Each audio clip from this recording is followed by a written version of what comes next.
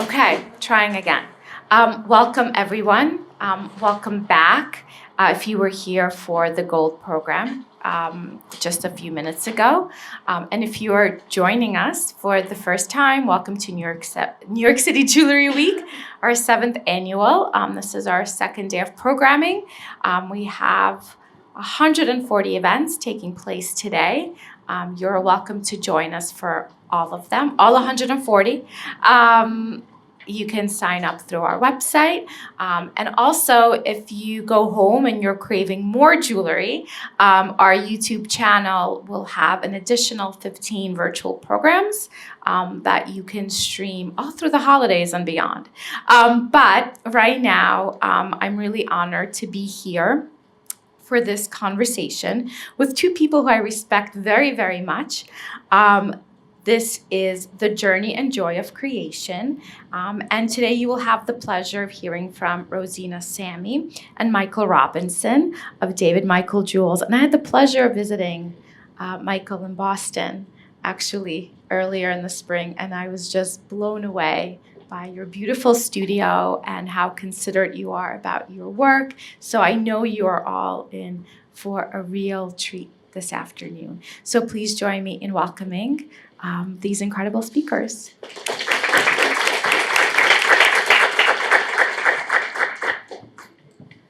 Well, I have to start with a bit of a confession. I was going to begin this presentation by praising all of the amazing programming that's happening as part of New York City Jewelry Week. But I have to be honest, I think you all have the best ticket. And I mean it, you have won the lottery today.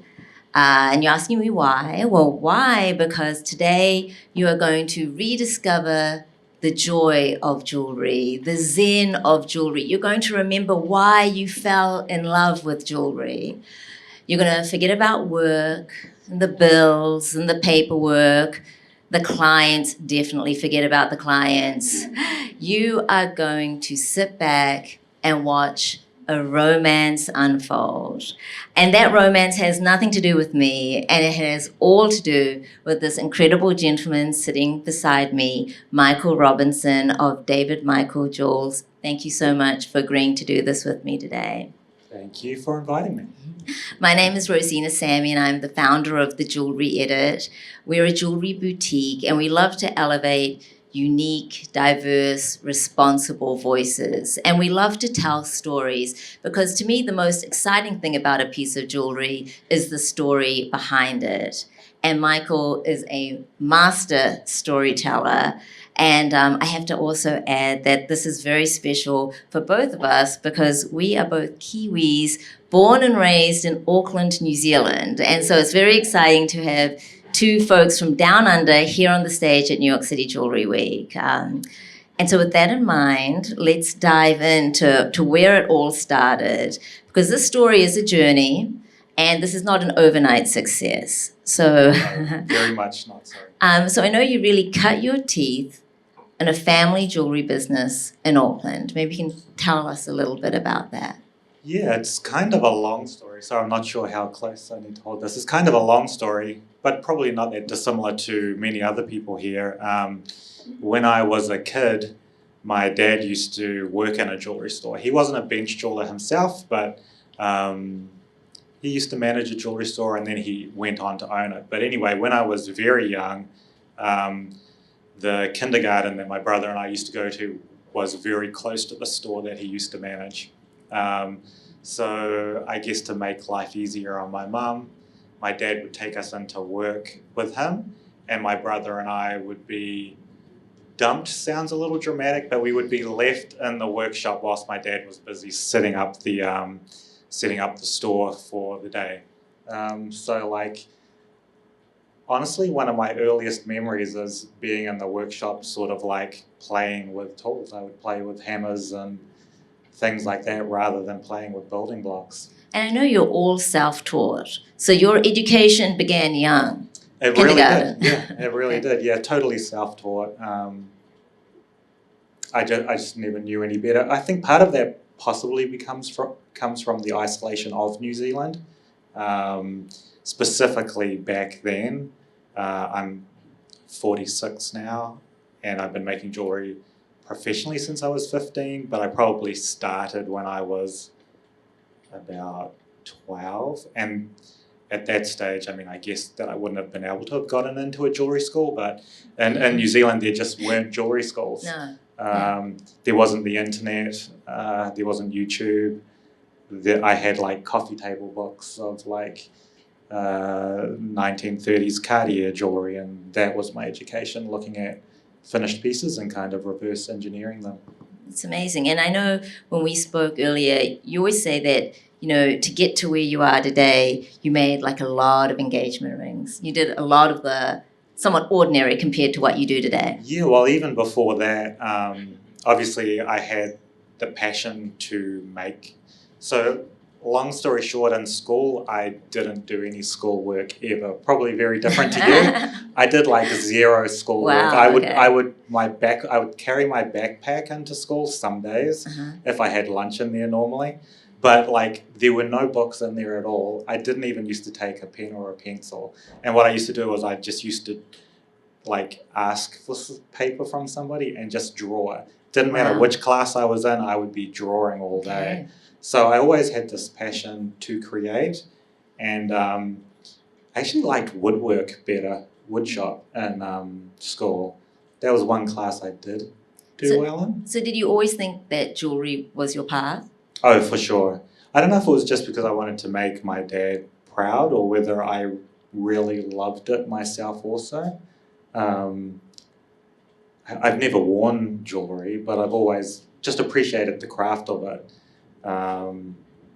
So yeah, like, I was saying before the making engagement rings, so like the first pieces I made, I sold my model train set out of my bedroom, and I bought a basic bench, and the very first pieces I used to make was I would make Wu-Tang Clan silver pendants. Wow, collector's items now, yeah, I'm probably. sure. I actually wish I could have one back, or the Jordan Jumpman logo, and I used to sell them through clothing stores. Wow. And that was the very first jewelry pieces I made, and that was very much not artistic at all. It was like, what can I sell to get some pocket money? Right. And then eventually, when I started taking it seriously, the first step was doing jewelry repairs. Okay, got it. So that's kind of where it all started. That's the beginning, yep, jewelry repairs. And then I'm curious how you go from there in Auckland, doing repairs and then going into the family business. You know, the thought process to be like, well, maybe I can go into custom making and travel. Well, I did jewelry repairs for probably about 3 years, which was the most boring work ever. Okay. But you learn where pieces wear, you learn where they wear out, where they break, which clasps work well. So even though it was boring, it was probably a really great education in and of itself. But the whole time I was doing repairs, I wanted to make engagement rings. I was bored of repairs, I wanted to make engagement rings. Got it. And then when I was making engagement rings, there was like a skill up level where like I'm doing new things that I haven't done before, and it's interesting and it's fun and I'm stretching my wings. And then you do that for 10, 15 years, and then that becomes a cage, and I want to be doing other things that are more creative. So it was always a slow journey of wanting to do more, and as my skills developed, I was able to do more, and then I wanted to do more again. Right. And I love that you described it as slow, because you did take your time, and I feel like you learned a lot from each of those steps. But I do love that you were in Auckland, and it's not like you're, on 47th Street or you're in Paris or somewhere, but you were able to dream and carve out your own sort of niche. Yeah, New Zealand, if you don't know, is especially back then, a very conservative, sort of like British colonial, sort of like everybody has like a plain pair of hoops and like a plain solitaire engagement ring and maybe a tennis bracelet if you're being fancy. Very fancy. So like the opportunities to make interesting pieces weren't there so much, but it doesn't stop you from dreaming and wanting more. I forget what your question was now, but a slow journey. Yeah. it's like, and I get a lot of people message me now on Instagram from younger people, and you can just tell by the way people ask questions that they're wanting things fast. Yeah. And they're wanting to get to the end result fast. And I often, depending on how much time I got to answer the question, I try to come up with polite responses where I tell them to slow down and enjoy the learning. Sure.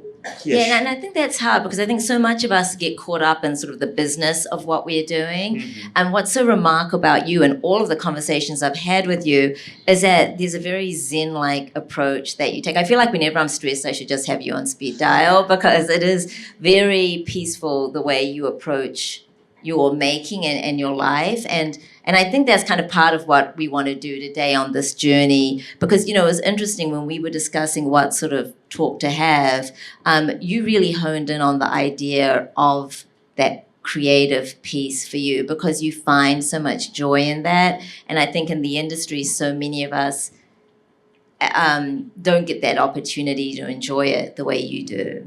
Yeah, well, I mean, first of all, I was enjoying our talks because you don't really, so I've lived a very work-focused life doing what I'm doing, and I don't interact with too many people because I'm at the bench working. So in speaking to somebody like you, I was equally impressed with you at how you are so business-minded. You've got the creative part there, but you're so business-minded. And I tend to be very single-minded and not think of the business part at all, which is probably to my detriment sometimes. But you don't realize, I guess I would say, like, speak to as many people as you can if you're listening. You don't realize how different your brain can be working until you speak to other people. Absolutely, because I realized that I am not a creative after spending some time talking to Michael. But let's maybe go into this whole journey of creation because I think that's what's so fascinating. And when you watch Michael at work through his videos, or you see, and I'm wearing some of his incredible earrings today, when you learn about the story and how many hours and the time and the process, you just become enthralled and you understand his true love for his craft. And it's very unique too, because I speak to, obviously, we work with so many designers at the Jewelry, and speaking with you, it is so different, your approach. And I think it's interesting for people to maybe tap into that and learn why it is that you do what you do. So maybe we'll start with the inspiration. So where do you find inspiration for your jewelry? This is a fun one. I remember you asking this. This is a fun one. Like, I'm sure we've all read stories and heard designers speaking before, and their inspiration is always nature or architecture. Like 99.9% it's architecture or nature. And like you would think nature would be a great inspiration coming from New Zealand. But I have to be honest, I'm not inspired by either of those two things at all. I get my inspiration from, first of all, feeling safe and feeling warm. And then what I do is I blast my 90s hip hop that I used to listen to in high school. And there's something about the swagger and the confidence and the bravado in the music and just the beat probably and being warm and safe. It just makes me feel, I don't know, I guess it gives me the creative thoughts to then go deep within my mind. And my inspiration actually comes from within. When I'm safe and I'm warm and I'm happy, I can look inside and the inspiration comes from a color combination in a He-Man figure that I used to play with when I was a kid, or from a gum packet I just picked up in the store, and I'll surround myself with color combinations I like and happy memories, and it comes from happiness and from within. Looking internally for me is so much easier to find inspiration than externally. Right. And I do think people sometimes feel a bit of pressure to be like philosophizing about life in some way when they're creating a piece. Yeah. I think that comes with age also, just having confidence to be yourself. You don't have to, like, I'm an ordinary guy from New Zealand. I have two of the most common white guy names in the world. I don't have a fancy French name or anything like that. Like, I'm just a regular guy. but I'm very passionate about my thoughts and my feelings. I wouldn't call you a regular guy. When you see your creations, you're clearly an artist. And I think what's remarkable is that you maybe find the mundane, but you make something incredible out of that, right? And that's the secret sauce. I think so. I think just being happy and looking at things deeper and slowing down, and I think just being slow and thoughtful, I think that's the key to everything. Right. Yeah. And I know that already know the answer to this. You're certainly not focused on trends or, I do trends. Everybody else is doing trends. Right. They don't need another person doing the trend. Right. And then how about gemstones? Are you ever looking at a gemstone feeling inspired? Yeah, sometimes. People quite often ask me, like, what comes first, the idea or the gemstone? And honestly, with most questions, people ask me, there's no hard, fast rule. It can go either way. I tend to like to think about ideas without a gemstone in mind. When I'm being creative and coming up with concepts, the least amount of things that restrain me, the better. And if I've got a gemstone, even if it's a great gemstone, it's a restraint, because then it has to fit a certain size or it has to work with a certain color. So if I can just design without any constraints at all, I can always cut the gemstone or find the particular rough, and if you can design without restraints, it's so much more freeing for me, at least. Right. And I know next comes probably the sketching component for you. And I know, because I've seen your artwork is incredible. So you're also an incredible artist. And tell us how that plays into it. It's weird. For me, there's no separation. Sketching, making things, it's all, whether I'm making a mark with graphite on paper or making a mark in metal with an engraver, or everything's all one flow for me. So I tend not to separate them in my mind. I'm always drawing. Often, I'm just drawing for the sake of drawing. I'm not even thinking. Now that I speak about it, I think that's it. I'm creating without worrying about having a finished product. 99% of the drawings I do, I'll never have time to make and never really have the inclination to make. That's just drawing for the practice of drawing, for practicing my dexterity and for practicing getting things out of my head. Actually, most of the time the drawing is to just get things out of my head so I don't have to think about them anymore. Right. Oh, wow. And it's nice, I think, because, you also say as we begin going through this journey, I know one of your philosophies is that no one else touches what you do, and then that's really important to you. And so as you're doing, you're getting your inspiration, you're doing the sketch, you're going to embark on the creative side. The key is that you're going to be touching it from the beginning to end. Yeah, that is really important to me. So if you don't know, with my pieces that I make, everything is done by me. If there's something I don't know how to do on a piece that I'm making, I'll figure it out. I think that comes back to, again, enjoying the journey and enjoying the act of creating. That's what I love. Having a finished piece isn't so interesting to me, because having a finished piece is already being at the destination, but it's the journey I enjoy, and where the fun is and where the challenges are and where the learning is, and that's where the moment is. Having a finished piece, you might get a few likes on Instagram for a day and then it's forgotten, but the journey, I can spend 500 really fun hours making something.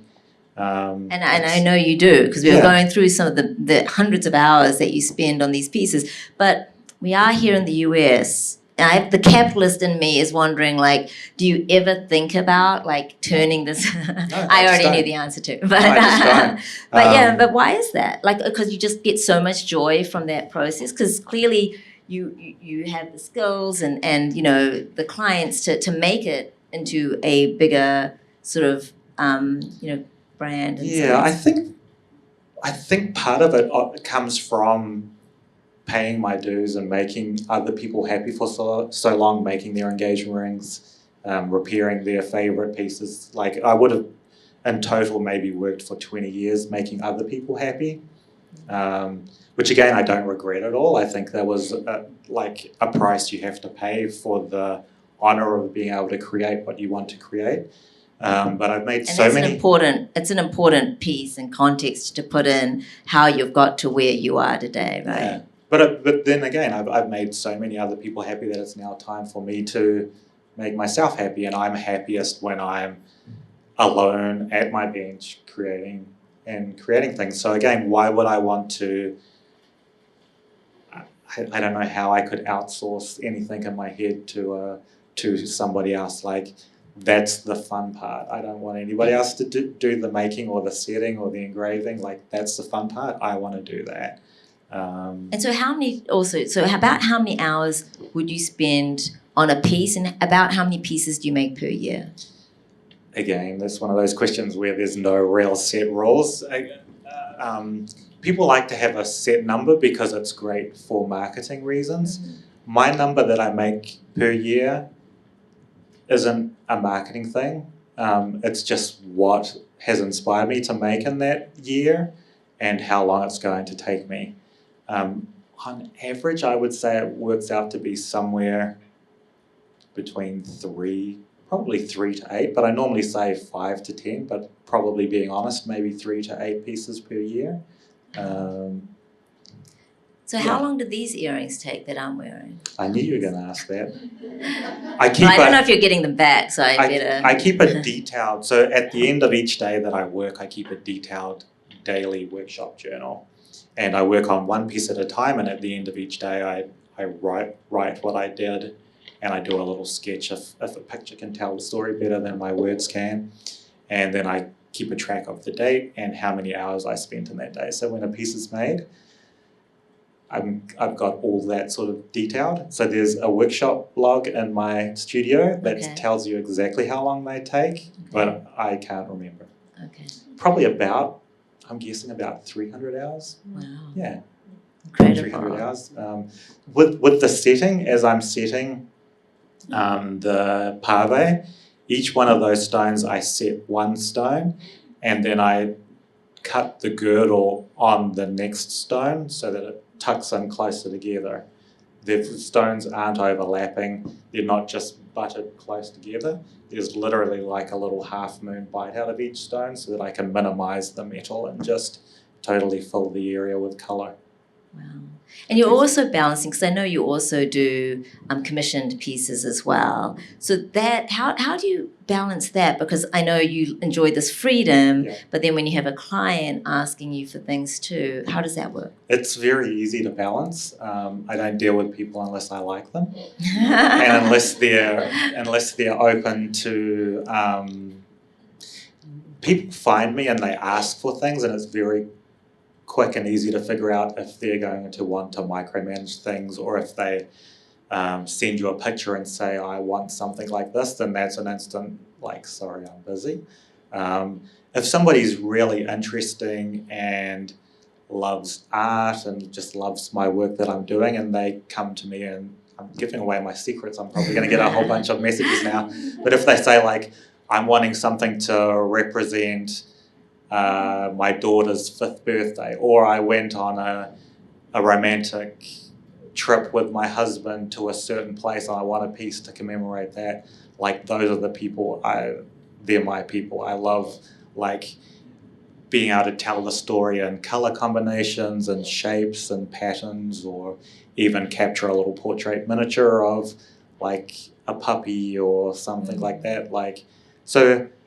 But in saying that, I still do guard my time pretty well, and I might take on 1 or 2 commissions a year, probably closer to 1 a year, and then the rest is my own work. Got it. And so for those of you who haven't watched Michael's videos, that's where I sort of learned a lot about this slow passion for what you do. And there are a lot of videos. And so, I mean, they're beautiful and very zen-like, though sometimes I have to admit I kind of want to see like a cursing video where like something breaks and goes wrong, because it is also harmonious, you know, what you do. But how do you find that zen and like block out the world and get to, focus on your creativity? It's hard in today's world. Yeah, I don't know. I think part of that comes from the New Zealand isolation again. As I said, I started making jewellery professionally when I was 15. I didn't really have much of a social life. I didn't go to parties and things, so maybe I'm not amped up like that. I'm just in my own little world most of the time in my mind. I'm a terrible overthinker. So I have many conversations with myself. I just quietly work away to get those designs out of my head and into 3 dimensions. Wow. Yeah. And so we have some things sliding in the background, and I would know we wanted to focus on maybe a couple of pieces to walk you through this, 400-hour journey. And so maybe, I don't know if the pieces that you've chosen for us are your favorite or your most challenging, or tell us a little bit. I'm terrible at digital things. Okay. These were mainly the pictures I had easy access to and knew how to email. Okay. But these are a pair of earrings called Rain or Shine that I made. I don't really have a favorite. When somebody asks me what my favorite piece is, I honestly always say the piece that I'm currently making. Again, because that's where the fun is for me, the making piece. Once a piece is made, I love these earrings, but like they're out of my hands now. I don't get to perfect them anymore, and it's in the act of doing that I really love. But these are a special piece of mine. I probably pushed myself sculpturally on these, and I loved carving the mother of pearl clouds. They started off great big South Sea pearl shells that I carved down, and they're quite large earrings, but I wanted to make them comfortable because I come from a practical background. Whilst I want to make large sculptural pieces, my brain also gets at me saying like it has to be comfortable to wear. It can't like give somebody long earrings, and it can't give them a headache when they're wearing them. So these mother of pearl clouds specifically, I carved and I whittled away, and I got them down to weighing 0.5 gram each segment. I carved the shape on the front, and then I hollowed them in from the back at the same time. So they're so thin, when the light catches them, they really do glow like bone china. And I just love the feel of whittling away the mother of pearl, I think, which would be special. And then also there's a mixture of materials in these. There's platinum, there's 18 karat gold, and there's sterling silver. And see in this the diamond in between the 2 aquamarines, the little jump ring that joins. So that jump ring is platinum. The frame behind the mother of pearl is 18 karat gold, and the bezel behind the unheated sapphire is silver.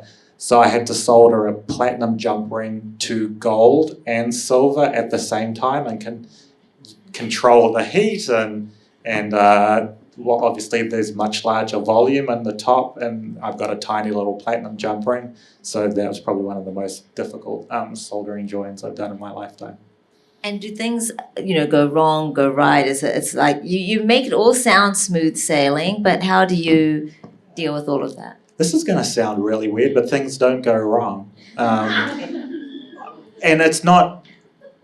When I was younger, things used to go when I was doing repairs, and that was because there was one time I was making an engagement ring, and I managed, it was at the end of the day, and I just wanted to get this done, and I managed to stick a needle file straight through my finger, and I saw it scratching on the back of my nail, and I kind of blacked out. I didn't pass out, I kind of blacked out, and I lost my vision probably for about 5 minutes. It just disappeared. But like with these pieces that I'm making now, things don't go wrong, and I think that comes from loving what I'm doing and just going at a pace. Yeah. And as I'm making something, I'm already thinking 5 steps ahead. Actually, in saying that, being an overthinker helps too. Mm-hmm. Even though every piece I've made, I've never made before, and every piece I make, there's processes I've never done before. But I very vividly made the piece probably 10 times in my head before I come to make it in person. So by the time I come to make it in person, even though I haven't physically made it before, I've made it 10 times before in my mind, yeah. It's incredible. And I love how you talked about balancing like creativity with wearability. But how do you feel like your style has evolved? That's a difficult one for me to assess also. I sometimes get frustrated internally because every maker wants eventually attention for what they're making.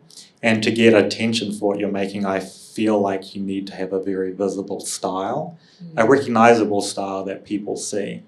The problem with that is that I get bored making similar things or the same thing twice, or I don't make the same thing twice, but even doing similar things isn't particularly interesting to me. So it frustrates me that I worry that maybe I don't have a recognizable style.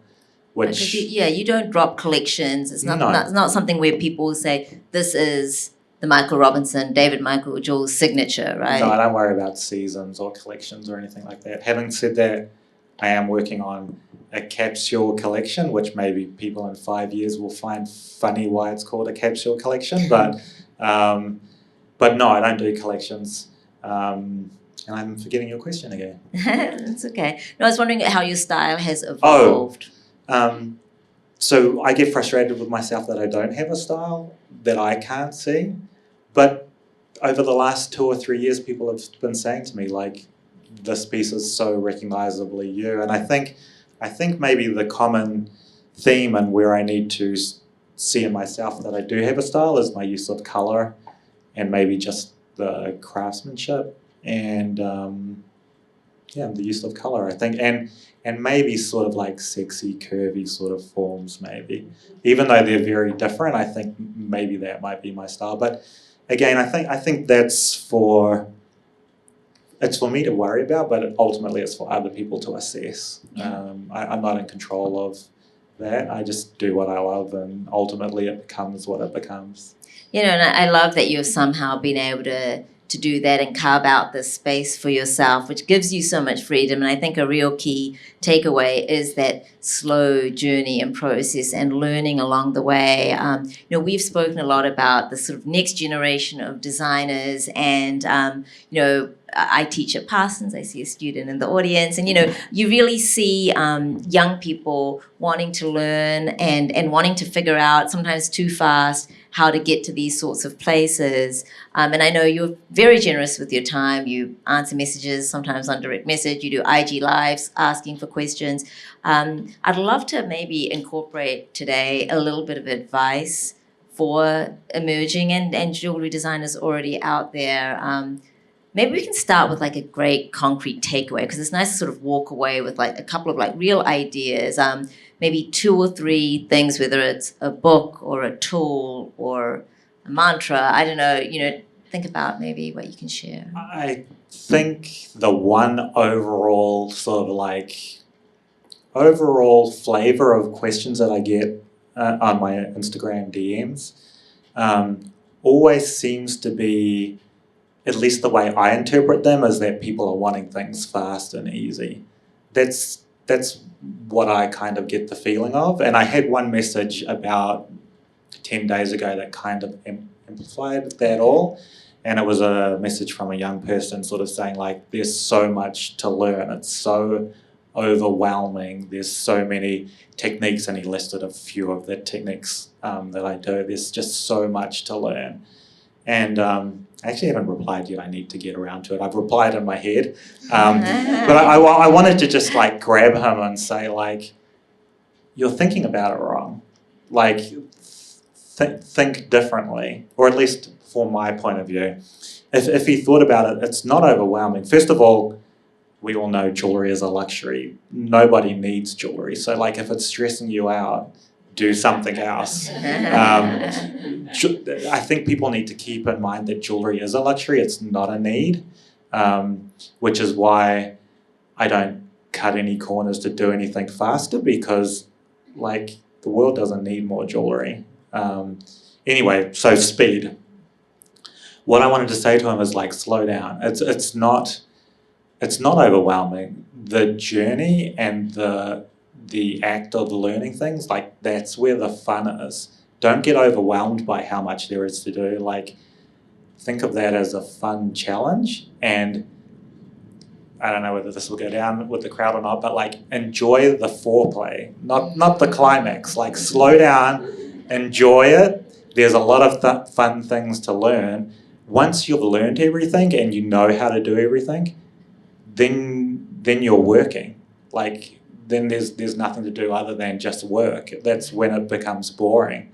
I agree, because I think students are often always so excited to like graduate, and there's so much joy in being a student. I think we always have to constantly be thinking of ourselves as students of life and whatever. I mean, that's what, brings me joy too, is like learning, like even from you and different things. I will not be sitting at a bench for 400 hours creating this, but there are certain, elements of what you do in your philosophy that I would love to like incorporate in my life. And so that's a really important message about slowing down. Enjoy the journey and just slow down. Yeah. This could be like a cult you could start right here. You can sign up for $9.99 a month. And how about some like tools, or is there a book or anything that, concrete we can think about? Books, you know what, I've never read a book in my entire life. Wow. Never, okay, not you're even in missing school. out there. Yeah, I'm interested in writing nowadays, but I've never read. Tools. This is fascinating. You're learning. I went to law school. I mean, I don't know how many books and the English degrees and this and that, and here we go. Never read a book. Love it. I don't know what it is about my brain. I'll read. I get to the end of the line. I don't go to the correct place on the next line. I'm like, I've got here. Like, who says I need to go down here? It's the genius of how your brain works. I mean, that is really the truth of it. It's that your brain works in a way where this is what comes out.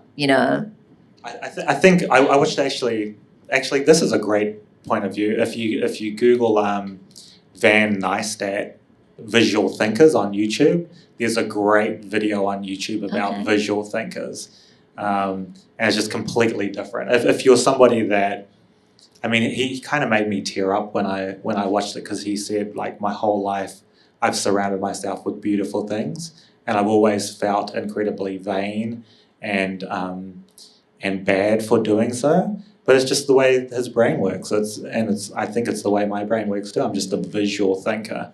I can be walking with somebody and they'll say, "Did you see that sign?" I'm like, "No, but did you see this amazing like color of this leaf on the ground? And did you see that?" So I would watch that video if you're somebody like me that is kind of more of a visual person and not a book smarts person. I think it makes you feel good about yourself, because you're just different. You're not less than. It's interesting because, so say if you're someone whose brain doesn't work like you, but you want to tap into some of that creative genius, how can we get there? In terms of tools, like, I love hand tools. Very basic tools. I'm sure you probably all have seen jewelers' benches, and they're loaded up with like 30 pairs of pliers and 400 hammers, and it's very cool looking. But I actually keep a very simple. I've got like maybe 4 pairs of pliers and 2 hammers. Very simple hand tools I work with. I don't know. I like the struggle of being limited and not overwhelmed. But in terms of tools, like where I get inspiration from tools is like collecting old vintage tools. I love, particularly with pencils, I use a lot of pencils from like the 30s and 40s and 50s. I see that in your pictures. You sent me some, and I like, they're so cool. A few years ago, I managed to buy a whole box of Architect's white blueprint pencils from when blueprints were still drawn by hand. And the pencils were like so loaded up with nicotine tar, where they had been in like some architect's office probably for 50 years. Oh. But and there were a few missing from the box, and just the magic of thinking what else might have been created or designed with those missing pencils, and now I'm in charge of the other pencils in the box to design and draw. I get inspired. I love history and I love the craft, and I think that's why I respect jewelry making so much, in terms of going like the CAD cast route or something. Like, I just respect the history of craftspeople so much that I want to follow on that. So, sorry, to come back to tools, I would say like maybe 25 years ago, I had been using mechanical pencils because they were just so easy to use. You could click and the lead comes out. And one day I picked up just an ordinary wood-cased #2 pencil with a pink eraser on the end, and you just, I mean, I guess people's brains work differently, but you just wouldn't get over how exhilarating, how, like, it's a solid, simple piece, and you, like, all the designs that it's going to draw on are in that graphite encased in the wood already. You just have to put the piece of lead to the paper and have the designs come out, and it's just so inspiring. So I'd say, like, if you haven't picked up a regular wood-cased pencil, like, pick that up. There's no moving parts, there's no interpretation other than your hand holding it and your movements coming out on the paper. So it's really getting that joy from those very simple things and almost like going back, forgetting all of this advancement with AI and technology, which I know you will never touch, but going back. It's the devil. Yeah, so going back to that, the basics really, and that's where you find the joy and that part of that creative process. Yeah. Having said that, there's a place for it. It's not the devil. There's a place for that. You can be honest. It's fine. I mean, I get it. Yeah. It really goes against. It's the antithesis of what you want to do. You know what? Coming back to the original question of young people and maybe how, I think people should sit down with a piece of paper and a pencil. Let's say a pencil, and sit down and really write what they love about jewelry and what they want out of it.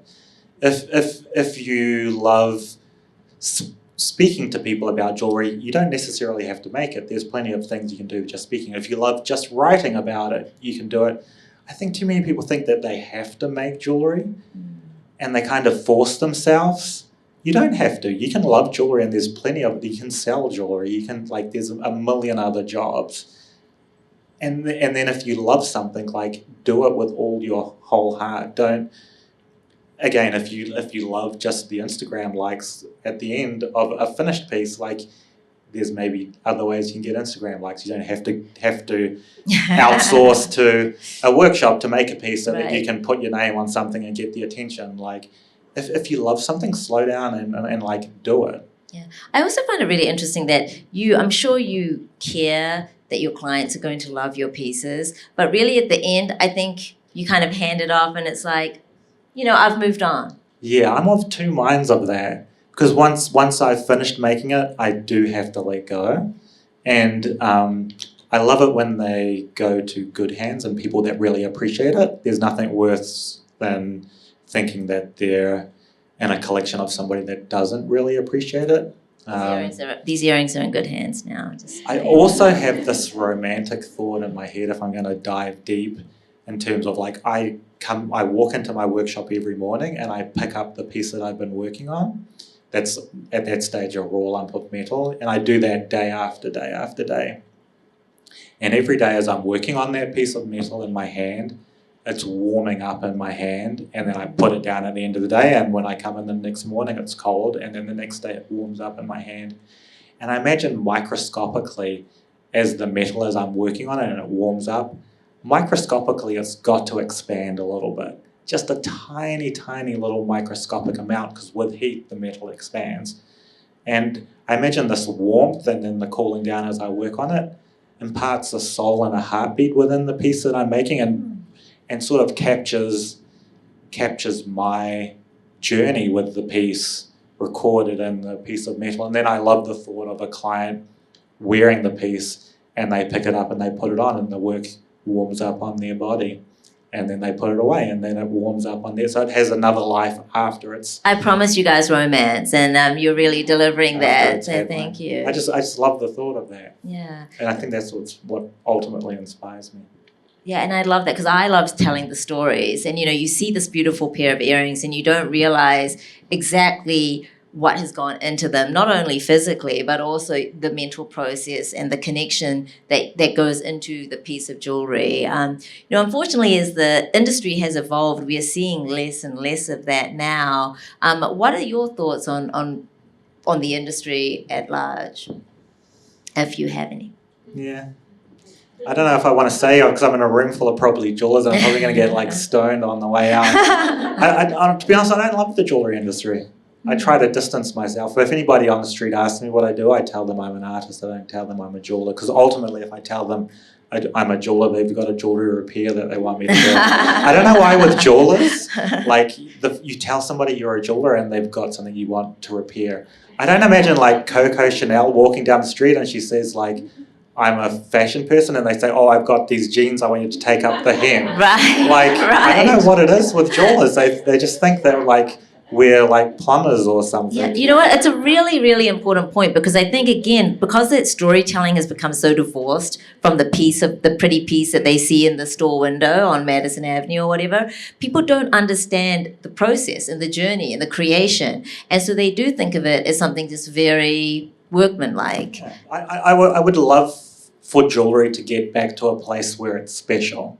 Yeah. It's not about how big a discount there is on it at that day. It's not about having the largest diamond or the world record price for this or the brand. Like, yeah, it's they're special little talismans that like are like either an artistic expression of a human being singular, or they are like to, like I said, represent a marriage, or like they're special things. Again, they're not necessary, they're a luxury, they're a little work of art. And I would just like for people to, personally, if I could change one thing, I would like people to remember that and know that, and that they don't have to be in this world. The world's drowning in consumer things at the moment. Like if we're going to produce, like let's produce something special.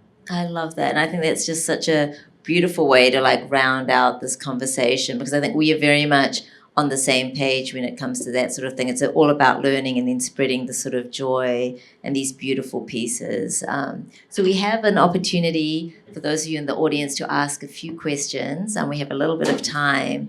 So this is an opportunity because Michael really comes away from the workshop. So I really appreciate you and being I here. hate speaking, but while I don't hate speaking, I'm awkward speaking.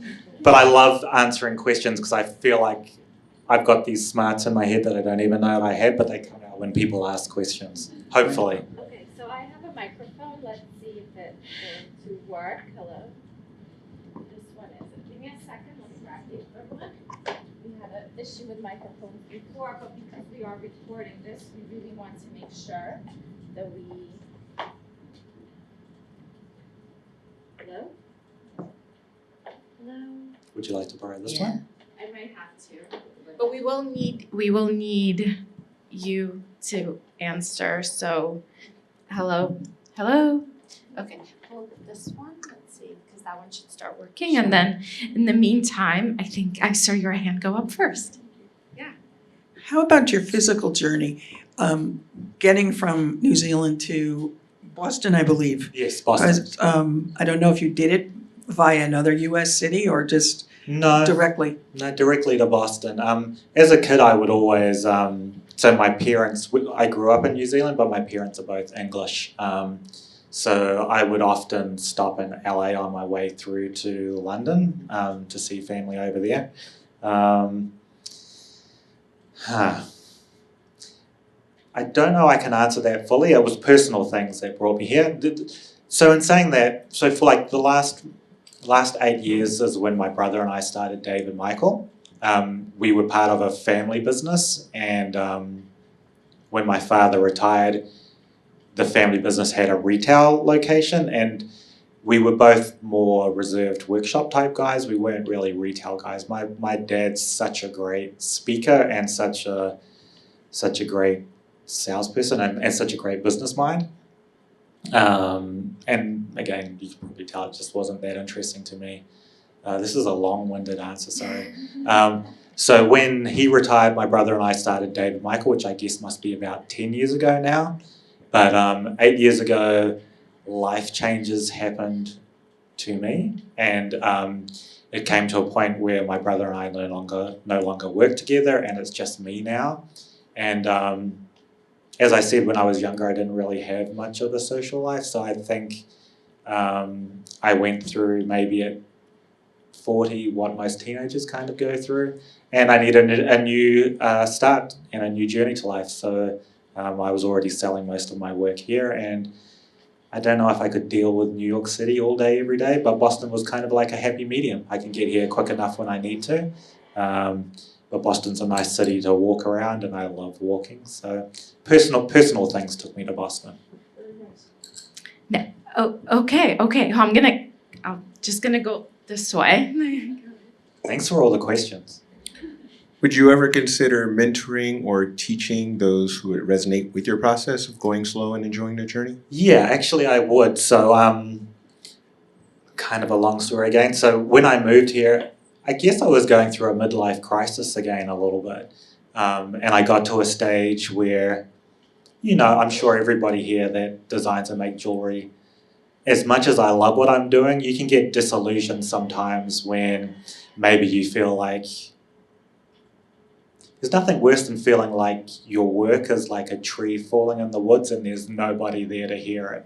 And it can be disillusioned. Like on social media, things look great, and they are great. I'm great at creating and I love what I'm doing. But anyway, again, personal growth, I went through a stage where I just wasn't feeling, for the first time in my life, I wasn't feeling quite as passionate about creating. And I went through this little lull, and sorry, I need to speed this up. Many years ago, I had become in contact with an artist called Daniel Brush, who creates work, and I had written him one letter, and he wrote me one letter back, which was very encouraging and lovely. And then I thought, I'm going to leave him alone now because he's busy working. I don't want to take time away from him working. But when I went through my midlife crisis and I was here, well, I'm calling it a proper midlife crisis now. And I was here, I thought I'm going to reach out to him and ask if I can come visit him in his studio. And he was sick at the time, I couldn't come and visit him. But that started very regular phone calls with him that would last a couple of hours, maybe every couple of weeks or something like that. And he's just the most beautiful mind. I think he thinks the same way I do, and he's very hands-on. And I never got to actually meet him in person. We spoke maybe for about a year, but he passed away before I got to meet him in person. And he filled me up with the energy just to keep going for the rest of my life with what I'm doing. And it really touched me very deeply. Just the confidence in himself. So anyway, after he passed away, I felt like I needed to see if I could be that for somebody. So I reached out on the platform I've got most engagement on, Instagram, and I said I'm going to mentor a couple of young people. And I had people send me messages, and I actually chose 3 young people. One of them is here front row at the moment. And I promised to do that for 6 months because I had never done that before. I'm a very insular person, and I had never done that before, and I didn't know how it was going to do. And I'm really enjoying it at the moment. I'm sure we've probably passed the 6 months at the moment. I was going to maybe circulate them every 6 months and take on another batch of people, but I'm going to stick with you guys for life. But I probably will, now that I've seen what it is, I probably will add a couple more. So feel free, my Instagram is David Michael, send me a message. Just even the way you ask the question, I know, just having a chat to somebody, it can really help out sometimes. So I'm always there for that. But yeah, probably maybe after Christmas I'll maybe take on another couple of young people to well, not young people, whoever's needy. So yes is the short answer. Okay, we have a question right here. So how do you feel about 3D printing in the industry and compared to handmade? Do you think it takes away the charm that's associated with handmade jewelry? I think there's a place for it. It's just there's no place for it with me. The way I kind of justify it in my mind is, well, first of all, with hand making and with 3D printing, within that there's people that hand make jewelry that make really crappy, badly made jewelry. And there's people that make good jewelry. And 3D printing, I'm sure there's people that use, so I know nothing about 3D printing, but I'm sure there's people that use really crappy programs and really crappy printers and don't know what they're doing, and they do really crappy jobs. I know there are companies like Tiffany & Co. and Van Cleef that also 3D print things and cast, and they obviously do quite a nice job. I do think 3D printed pieces lack a little bit of what I love in pieces. They lack a little bit of soul and a human touch, and that's the same even in art.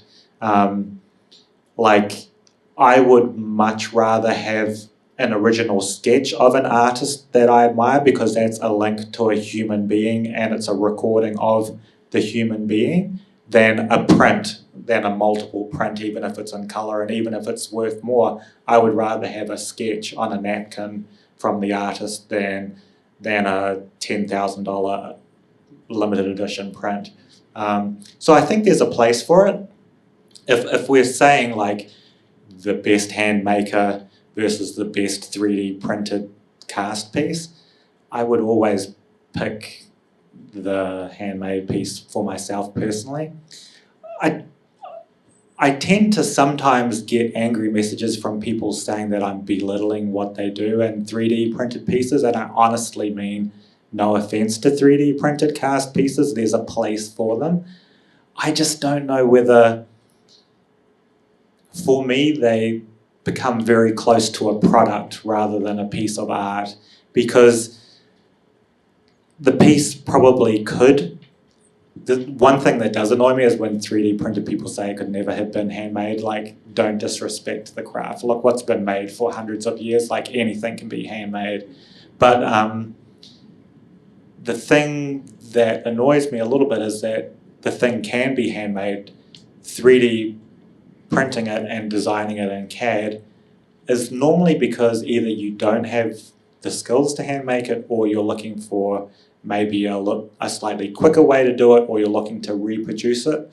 All of those thoughts and decisions are business decisions, they're not artistic decisions. And when you're producing things with business decisions in mind, then I think you're making a product. When you're creating things just with a creative expression in mind and you're doing it with hand, then I think you're making art. And I love art, I don't love product. I love products when they're products. I don't love products when they're branded as art and using PR and marketing to try and tell people that it's art. Okay, we have another question right here. I'll take me to this side of the room. Hi, I'm just curious a little bit about your process for designing itself a little bit more. You say you're an overthinker. I'm curious to know, as you're sketching, as you're coming up with ideas, at what point do you decide, oh, this is what it's going to look like, this is what I'm going with, and then end up with a gouache like that? So that, honestly, the pieces that I actually make, they are designed 100% in my head before I even sketch. When I was younger, I used to sit down with a blank piece of paper and say, like, what am I going to make? And I'd start drawing shapes and seeing what came of it and then make the piece. But that's just not the way I work nowadays. It all happens in my head. Now, in saying that, sometimes when I'm drawing, I do find something that maybe might remind me of an idea I've had, or somehow unconsciously it comes out on paper and it's like, oh yeah, now I need to make it for sure. I would say the sketching more so is just more of like a fidget sort of a thing for me. I didn't have a cell phone at all until about 5 years ago. I just never got into cell phones. So even now I don't really like swipe or scroll on my phone. Like, I'll take a little... That's highly unusual. I'll take like a pocket sketchbook, and it's weird for me to speak about it. It's just breathing. It's like, people don't ask you why you're breathing. It's like, it's just what I do. There's no thought to it. I'm just doing it. The watercolor renderings I do think about. I sucked really hard at watercolor renderings for many years. I had been making jewelry for ages, and I had seen them in books and always admired them, and I wanted to do them. And so I did them maybe for about 8 years, and they were always a struggle. They were never like I wanted them to look like in my head. They didn't look good. People liked them, but they didn't look good to me. And then one day, after 8 years of doing them, not full time because I was making things, but after doing them for about 8 years, something just clicked. And now I can confidently make whatever I want look three-dimensional and work. Now, when I'm making a piece, I don't need to do the watercolor rendering because I'm not handing the design off to a workshop to be made, so I don't really need them. So half of the pieces I make, I don't bother doing the rendering. If I've got time, I'll do it because it's kind of neat to have. I keep everything archived. And yeah, one day I plan to maybe share my workshop journal with people, and I'd love to have the sketches and renderings to go along with it. That's something to look forward to. I think we have time for one more. We do, yeah. Okay. Sorry.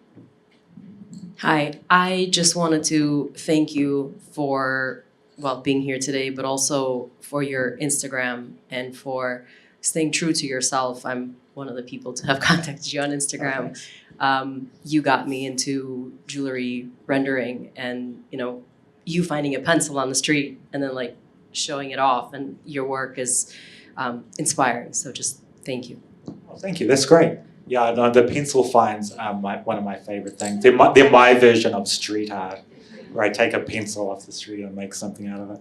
So that was short. So I do have, thank you. Go ahead.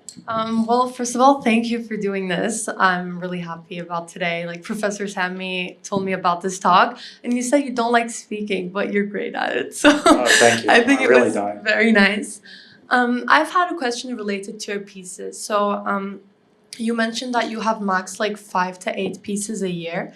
So is it usually like focused on earrings specifically, or like engagement rings, or do you do also like necklaces or other stuff? I haven't made an engagement ring probably for 10 years now. I had made so many for so long that I'm a little shell-shocked. Actually, having said that, I'm making one now, I forgot.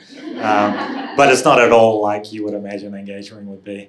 I do make earrings. Earrings I find to be a very popular thing. The earrings I make, for the most part, I love making mismatched earrings, like the rain or shine that was on screen. I made a phoenix and dragon before, and I'm just in my head sort of finalizing a day and night pair of earrings. I love the challenge of balancing a pair of earrings so that they're the same volume, the same positive and negative space, and the same sort of color balance across two very different forms. And again, I really dislike making the same thing twice. So it's there's no rules. I'm not. I don't think, oh, I need to make more earrings, or I need to make, because again, that's limiting myself. I'll think like, what's burning and eating me up inside? What do I need to get out of my head? And that'll be the piece that I make. No other consideration behind that. I love the Professor Sammi. How do I get Professor in front of my name? Well, you should. You've earned it. Well, with that, I'd just like to say thank you all for coming out. I hope you can agree that this was such a privilege to listen to you and get inspired by you. So thank you, Michael, for making this a wonderful presentation. Thank you.